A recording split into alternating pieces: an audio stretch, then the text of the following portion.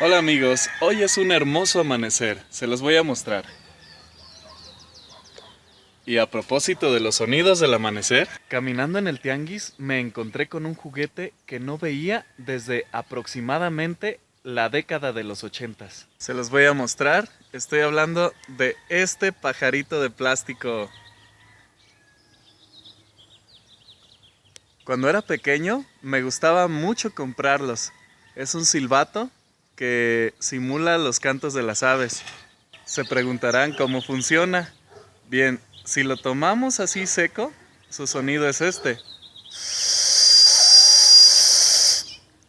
No sucede nada relevante, ¿verdad? Bueno, vamos a llenarlo de agua para que vean la magia del sonido de la naturaleza contenida en este silbatito de plástico. Pues yo aquí tengo mi bandejita de agua, lo voy a sumergir. Ahí está, llenito de agua. Y ahora sí, vamos a silbarlo y vamos a relajarnos escuchando los sonidos de las aves de la naturaleza.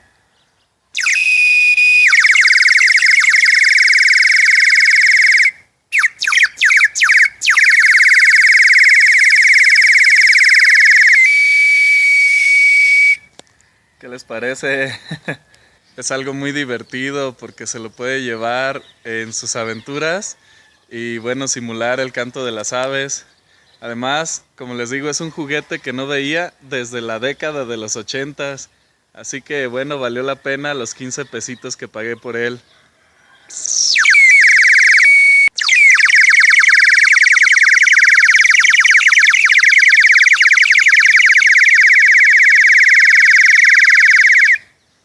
Además llama a las aves. Bueno amigos, muchísimas gracias por ver este video. Nos vemos en la próxima.